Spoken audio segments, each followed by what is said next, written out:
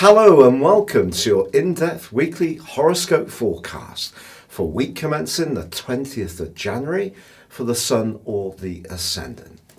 If you're new to my channel, I'd be honoured if you would subscribe.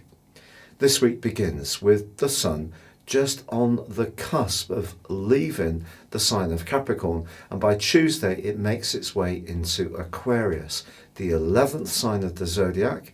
It is fixed, it's governed by Saturn, the same ruler as Capricorn, but also Uranus. Now that's ironic because immediately this week the Sun goes into a right angle with Uranus in the sign of Taurus. So both are fixed, and that can lead to a sustained approach, but also it can lead to a little bit of inflexibility. So one of the things we can do to deal with the potential for tension that this right angle does create is just try to go with things a little bit. But certainly the Sun moving into Aquarius, where there is already Mercury, does give us an opportunity to think more socially, to pick up the speed of things when it comes to our interactions with others. Mercury is also going to be forging a brilliant angle to Mars in the second half of this week. This gives us a clarity of thought in Aquarius, where Mercury is exalted, and Mars in Sagittarius is very much about expansion. So we could find ourselves traveling with friends or communicating with people at a distance.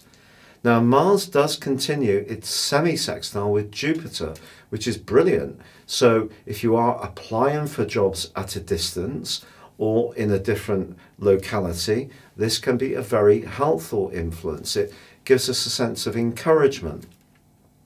Now, there is going to be a new moon which occurs on Friday in the sign of Aquarius. Of course, it's still squaring up with Uranus. So for the following month, our social plans and ideas need to take into account that perhaps someone close to us, a friend, or may have a different take on something, a different approach to finances, or perhaps we are going to reevaluate our values, which is governed by Aquarius, but in the physical sense by Taurus, because that's to do with everyday money. Now, it is also true that Venus in the last 2 days of this week is going to be aligning alongside Neptune. And also Mars does go into a right angle with Neptune, and therefore also with Venus, as this week draws to a close. So if there is somebody that we're drawn to, that we find very attractive and very alluring, it's probably best, especially if it's something that's moving quite quickly, Mars in Sagittarius, quite swift energy, that we just kind of really assimilate what this might be about. Venus conjunct Neptune can be a sign of true love if people are lucky enough to meet when this is happening, but it also can see us kidding ourselves about how good someone is, or someone we can put on a pedestal, we find out that actually they've got clay feet just like the rest of us.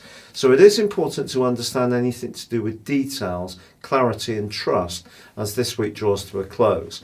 But this friendlier vibe is coming in through the guise of the Sun and Mercury in the sign of Aquarius.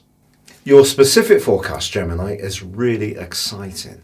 Mercury, your ruler, is joined by the Sun in the 9th solar house for you, which is very much to do with being adventurous, traveling, stretching your boundaries, and perhaps being interested in learning a language, a new skill, or just elevating your knowledge in some kind of way. It is true that the Sun does square up with Uranus this week, and Uranus continues in the sheltered 12th house, which can stir up some unexpected energies.